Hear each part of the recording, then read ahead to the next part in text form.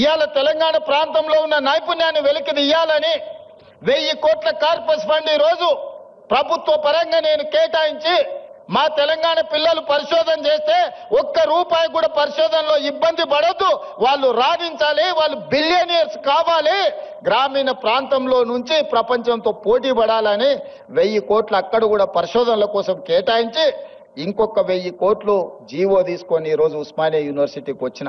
ఉత్త చేతులతో రానని ఆనాడే చెప్పిన. ఉత్తు మాటలు చెప్పే అలవాటు నాకు లేదు. ఎందుకంటే వ్యవసాయం తెలిసినోని, గ్రామీణ ప్రాంతం నుంచి వచ్చినోని. మన చేనుకు ఏ పురుగు పడితే ఏ మందు కొట్టాలనో ఏం ఎరువేయాలనో తెలిసినోని. తెలంగాణకు పట్టిన చీడను పీడను ఎట్లా వదిలించాలనో నాకు బాగా తెలుసు. వాళ్ళు అనుకుంటుండొచ్చు ఎంగిల్ పీస్ రాదని. జర్మన్కు, జపాన్కు, చైనాకి ఎంగిల్ పీస్ ఏం రాదు నాయన. ప్రపంచాన్ని ఏలుతున్నది చైనా, జపాన్, జర్మనీ.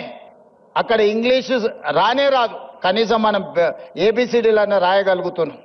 మరి ఇవాళ ప్రపంచాన్ని శాసిస్తున్నారు. ఇంగ్లీష్ మాట్లాడే అమెరికా, చైనా సప్లైస్ ఆపితే 1 గంట కూడా బతకలేదు. 1 అవర్ కూడా అమెరికా జీవించలేదు. అమెరికా ఎంత అప్పు ఉందంటే చైనాకు, వాడు నా అప్పు మొత్తం కట్టడానికి వంగబెట్టి బండ పెడితే మొత్తం అమెరికాని చైనాకు అప్పచెప్పాల్సి వస్తుంది. వానికి ఇంగ్లీష్ వచ్చా? జపాన్కి ఇంగ్లీష్ వచ్చా? జర్మన్లో ఉండే ప్రజలకు ఇంగ్లీష్ వచ్చా? మా ఈడ ఉండే యువమిత్రులకు కూడా ఇంగ్లీష్ రాదు అనేది ఏం పెట్టుకోకండి. అదేం పెద్ద విషయం కాదు.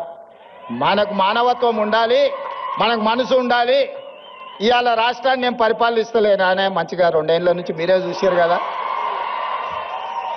కావాలంటే 10 మంది ఇంగ్లీష్ వచ్చిన వాళ్ళని ఉద్యోగస్తులను పెట్టుకుంటే మాట్లాడవా అని చెప్పొచ్చు ఒకరి తర్వాత ఒకరిని. మా తమ్ముళ్ళకు, మా చెల్లెళ్ళకి నేను అదే చెప్పదలుచుకున్నా. మీరు ఆత్మస్థైర్యాన్ని కోల్పోకండి. భాష అనేది ఒక కమ్యూనికేషన్ మాత్రమే, అది నాలెడ్జ్ కాదు. నాలెడ్జ్ వేరు, కమ్యూనికేషన్ వేరు.